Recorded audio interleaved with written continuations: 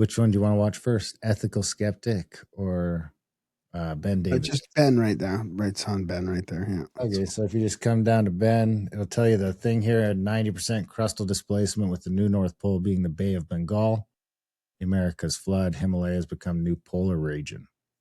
So I hit trigger. It's going to take us into globe mode, and it's going to just simulate a regular rotation for a minute, and it's going to show us the offset. I mean, if you look at the front end build version 220, it'll give you an idea how long it took. After the offset, it's going to pop down and give you the floods. Then it's going to keep spinning.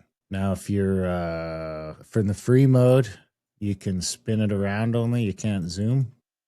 But if you get the pro mode, you can zoom in. And that'll show you in Ben's thing where we're flooded. You can click here and it'll tell you. Oh, that's not right. But anyway, I got to fix that point. You can change. You can just change the view to sideways. You can change it up top there. Can you? Just by doing this? Yeah. Well, there we go. Yeah. So you know what? I just thought of. I forgot to fix this pointer after I fixed these flood to match what Ben closer to what Ben wanted, because I'm working with Ben for now and with the Ethical Skeptic on what they want their models to look like. There's your South America. That's interesting. How it's all just this line on the left all the way up, and then look at Africa. Ukraine are flooded out, Egypt flooded out, all of North Russia, most of Europe, India, almost basically all of Australia except for a couple high grounds. And New Zealand's okay, actually. New Zealand fares pretty all right. I wonder. That's maybe why. Basically. So does it show what areas are exposed now? Well, what this shows is sort of your worst inundation. So it causes that worst inundation because it's not it's not simulating it like that. It's so you get to see where the crest of the water is.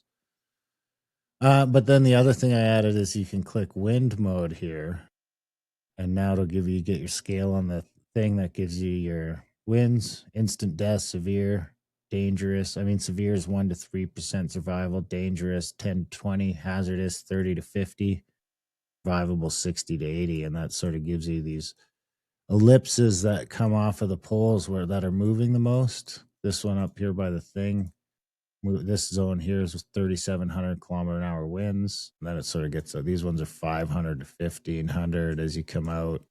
150 to 500, 50 to 150. So, I mean, Calgary ends up in a pretty good spot again here with the 150 to 500. It could get pretty shitty, but it ain't 1,000, you know? It ain't going to wipe you off the face of the earth. So you can see those ellipses of wind sort of come out from the poles, which is pretty cool. Yeah, that is cool.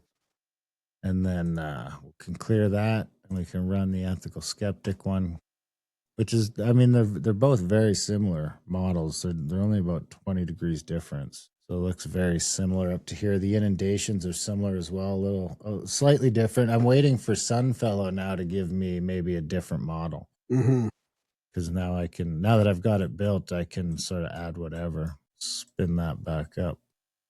So again, in this one, Calgary is in the 50 to 200 mile an hour or kilometer an hour range. Flood mode. I mean, I think Calgary's just fucking barely flooded out. Dang it. Wow, look at how close that is. Yeah, Lethbridge gone. Was that Cochrane that was right on the dry spot? Yes. Yeah. Wow. Cochrane's flooded out almost because it's on the river. It's right. It's down in the valley there, yeah. Because this is all based on elevations. So you can see there's definitely, it seems like there's a lot more of the U.S. Exposed in the Ethical Skeptics model. You got Denver okay. Albuquerque's okay. Most of Mexico. South America gets pretty well wiped out. And usually the pointer gives you the depth. So right there, it'll tell you 281 meters deep water. Again, most Africa gone. Saudi Arabia, almost all of Europe into Kazakhstan.